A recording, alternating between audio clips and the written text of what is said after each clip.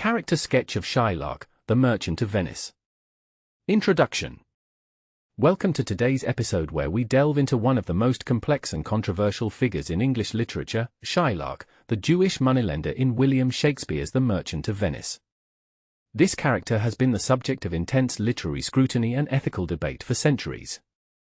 In this episode, we'll explore Shylock not just as a villain or a victim but as a deeply layered individual, crafted with moral ambiguity, societal defiance, and tragic dignity. I'm Shylock, a brief overview.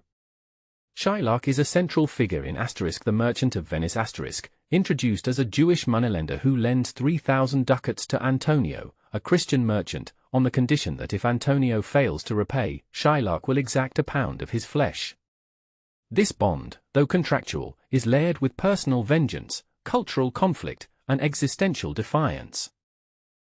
Despite being a secondary character by appearance, Shylock's presence dominates the play's central conflicts. His motives, speech, and eventual downfall are among the most dramatic elements in Shakespeare's canon. 2. Shylock as a representative of marginalized identity.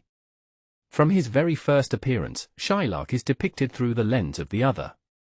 Living in a rigidly anti-Semitic Venetian society, he is subject to public humiliation, legal bias, and social alienation.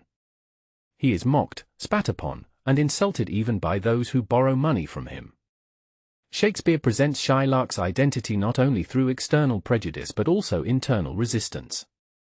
He is proud of his heritage, religious customs, and financial acumen. His frequent references to the Torah and Jewish traditions underscore a man rooted in his faith, despite existing within a world that refuses to accept him. 3. Financial power and control. Shylock's power stems from his control over finance. In a society that looks down upon him, money is his only weapon. Lending money with interest, a practice condemned by Christians, is his means of asserting relevance and gaining leverage. Yet, his financial dealings are not merely economic.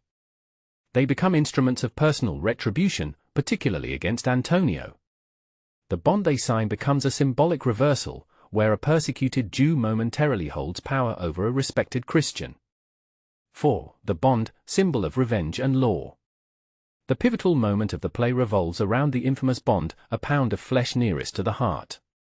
On the surface, this appears cruel and absurd.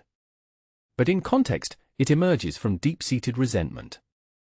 Antonio, who has publicly condemned and insulted Shylock, now stands in need of him. Shylock seizes the opportunity not only to settle a personal score but also to test the boundaries of Venetian law. To him, the bond is more than revenge. It is a challenge to the Christian hypocrisy that has for so long marginalized him. This moment crystallizes the duality of Shylock's character, both as a vengeful antagonist and a man seeking justice within the framework of the very law that oppresses him. V. Humanizing Shylock, "Hath not a Jew eyes?" Perhaps the most quoted and powerful monologue in the play, Shylock's speech in Act 3, Scene I, is a masterstroke of Shakespearean rhetoric. Hath not a Jew eyes? Hath not a Jew hands, organs, dimensions, senses, affections, passions? In these lines, Shylock strips away religious and cultural labels to emphasize common humanity. He appeals not just to reason but to empathy.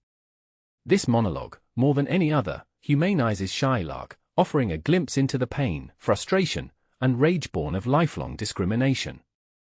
This is not the voice of a bloodthirsty villain, it is the voice of a man wronged by society and driven to the edge. Through these words, Shakespeare forces the audience to confront their own biases. 6. The courtroom scene, rise and fall. The courtroom scene is the climax of Shylock's character arc. He walks into court not as a supplicant but as a man wielding legal authority. With chilling precision, he insists on his bond, dismissing offers of monetary compensation, including triple the original sum. Yet, this moment of ascendancy is short-lived. Portia, disguised as a lawyer, turns the law on its head. She invokes technicalities to trap Shylock. He may take the flesh but not spill blood, which is impossible. The courtroom that seemed to uphold justice becomes a stage for legal manipulation. The punishment that follows is brutal, half his wealth is confiscated, and he must convert to Christianity.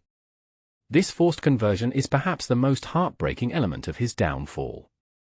It robs Shylock not only of his material assets but of his identity, dignity, and faith. 7. Tragic dimensions. Although Shylock is not traditionally categorized as a tragic hero, he embodies several tragic elements. He has a clear hamartia, his obsessive desire for revenge. He experiences anagnorisis, or a moment of realization, albeit too late. His downfall evokes catharsis, especially in modern interpretations that emphasize empathy over condemnation. Shylock's tragedy lies in his inability to rise above personal vendetta, but also in a society that systematically denies him any chance of redemption. He is both a creator of his downfall and a victim of social injustice. 8. Villain or victim. The question that continues to divide scholars and audiences is whether Shylock is a villain or a victim. As a villain, he is rigid, vengeful, and seemingly merciless in the courtroom. His insistence on literal justice over mercy casts him in a dark light. As a victim, he is a man shaped by years of humiliation, discrimination, and emotional trauma. His thirst for justice is not unfounded. It is deeply rooted in his lived experience. Shakespeare does not provide an easy answer. Instead, he crafts a character so multifaceted that every reader or viewer must grapple with their own perception of morality, justice, and empathy. 9. Interpretations through history. Shylock's character has been interpreted in vastly different ways across centuries. In Elizabethan times, he was likely viewed as a comic villain, reinforcing anti-Semitic stereotypes. In the 19th century, with changing social sensibilities, he began to be seen as a tragic figure. Post-Holocaust performances emphasize Shylock's victimhood, using his story as a cautionary tale against religious intolerance.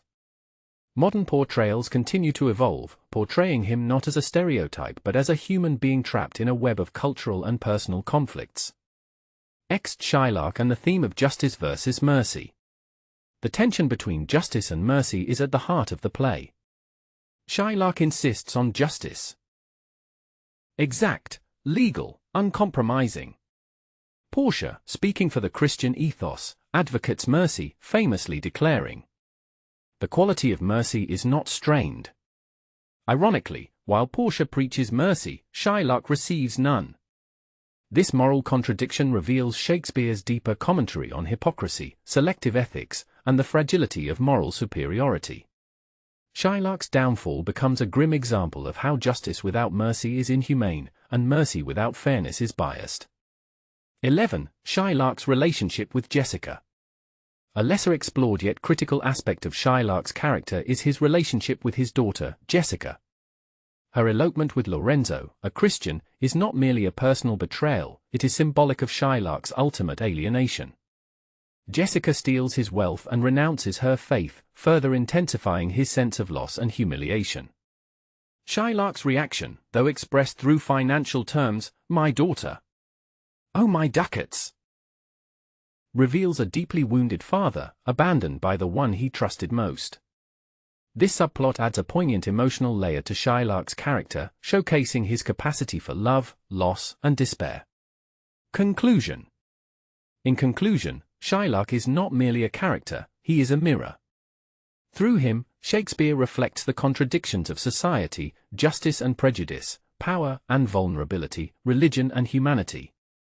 He is at once a villain driven by revenge, and a victim shaped by oppression. His journey from defiance to degradation is both powerful and painful. For students and scholars alike, Shylock remains a compelling study in character complexity. His portrayal challenges us to question stereotypes, examine systemic injustice, and ultimately, seek the humanity that binds us all, regardless of faith, background, or belief. Thank you for listening to this deep dive character sketch of Shylock. If you found this episode insightful, be sure to subscribe for more long-form literary explorations. In upcoming episodes, we'll cover characters like Lady Macbeth, Portia, and Hamlet. Stay tuned, and keep questioning the text.